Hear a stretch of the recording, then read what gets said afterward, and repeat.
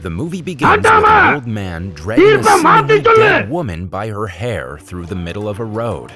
The scene then cuts to three delinquent Detroit friends, Alex, Rocky, and her boyfriend, Money, breaking into an affluent home.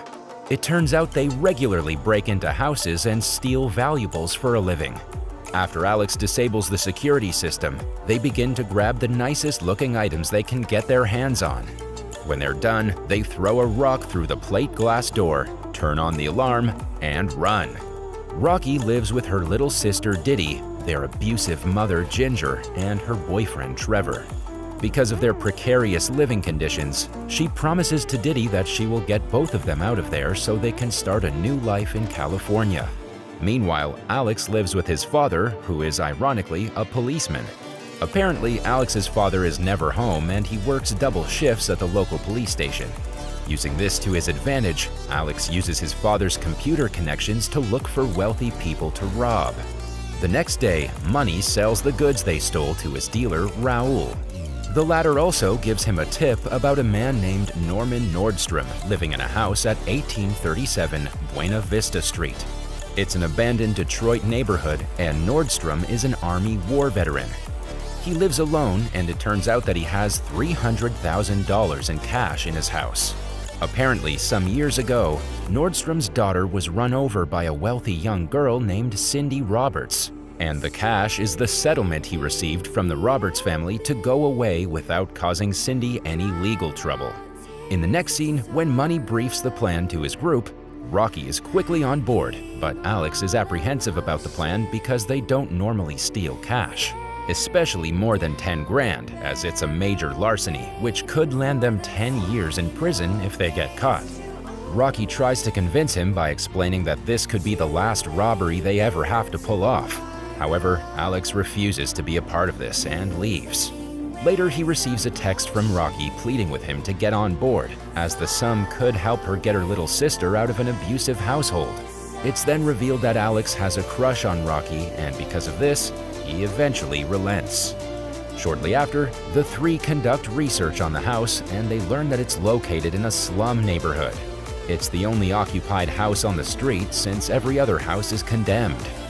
They also learn that the man is blind and he has a vicious Rottweiler dog. Alex thinks it's messed up to rob a blind guy, but Money says just because he's blind doesn't mean he's a saint.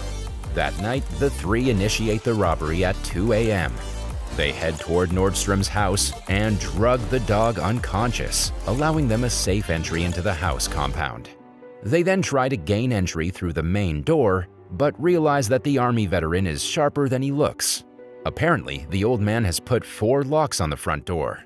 The thieves have the keys to 3 locks from Nordstrom's security provider, but it turns out Nordstrom hasn't shared a spare key to the 4th lock, even with his security providing company. This puzzles the trio, but they quickly shrug it off and go around the house.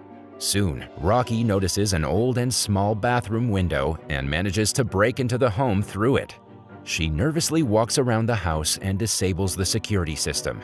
However, she takes a long time to open the back door, which worries Alex. This low key pisses Money off, and he taunts Alex for having a crush on Rocky. Shortly after, Rocky eventually returns and opens the back door. They take their shoes off and look around the house for the cash. Money goes upstairs and finds the blind man sleeping with the TV on.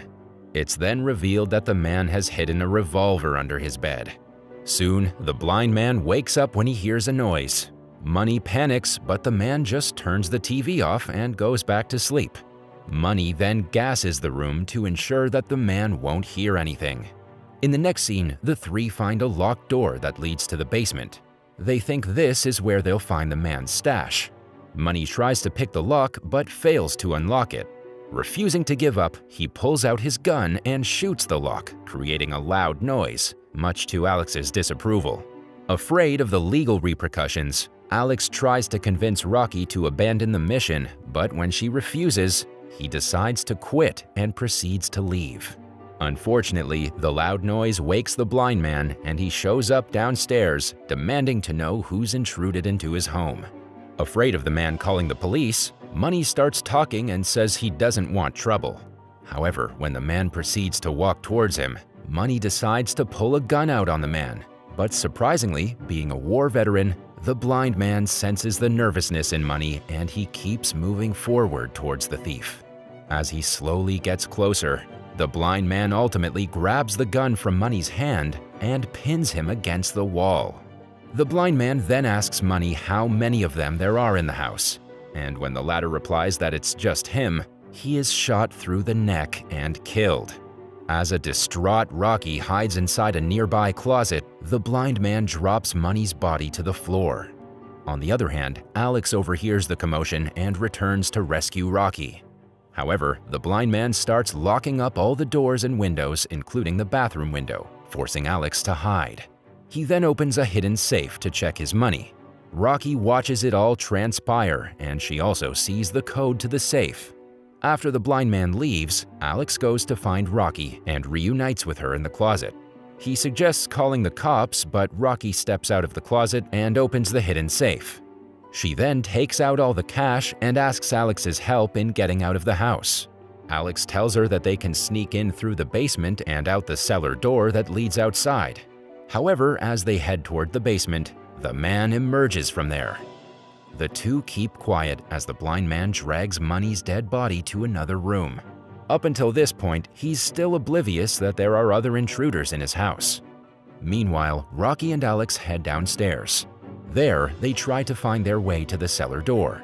Meanwhile, the blind man finds Rocky and Alex's shoes and realizes that there are more people inside the house. Worried, he checks his safe again and gets shocked to find it empty. Back in the basement, Rocky is startled by a woman who's been chained up to the wall. He and Alex are freaked out and almost leave until the woman holds up a newspaper article. It's revealed that her name is Cindy and that she's the woman who accidentally killed the blind man's daughter. Shocked by the revelation, Rocky and Alex free her and carry her toward the cellar door. Unfortunately, the blind man shows up just when they manage to open it. He fires the gun and strikes Cindy in the face, killing her instantly. Terrified, Rocky and Alex hide, and the man finds out he shot Cindy. He cries over her body and yells in rage. Taking advantage of the opportunity, Alex picks up the man's keys and decides to make it back to the front door.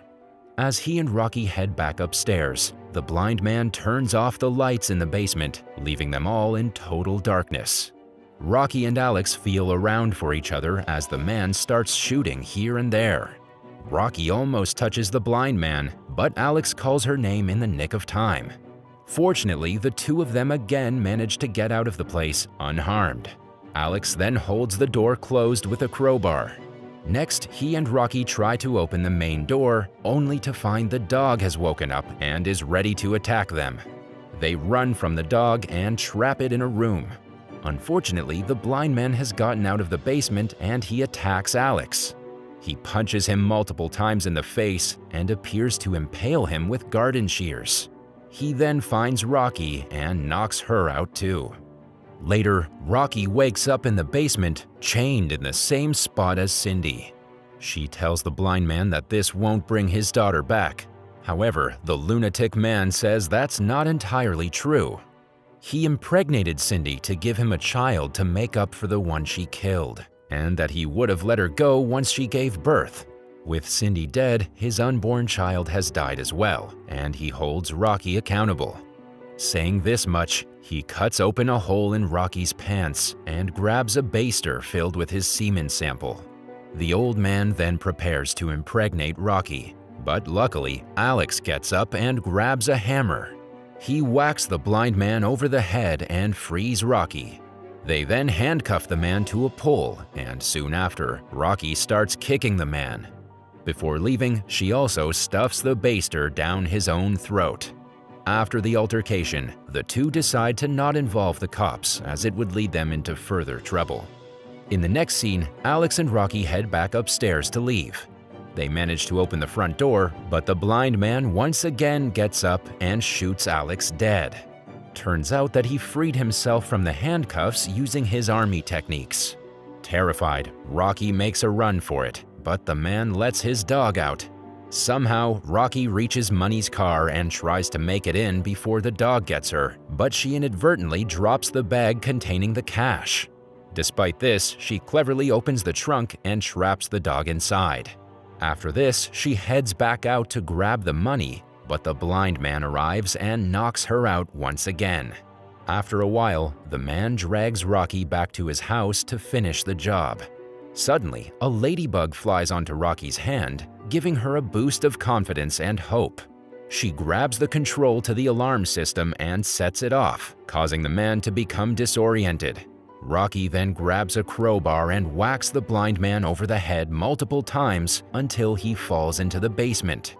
This finally convinces Rocky that the man is dead, so she grabs the money and leaves the house before the cops show up. Later, Rocky is seen with Diddy at the Detroit airport, ready to start their new lives. There, a news report on TV shows that the blind man was found alive, and that only 2 burglars were reported as breaking into his home, and that he killed both of them.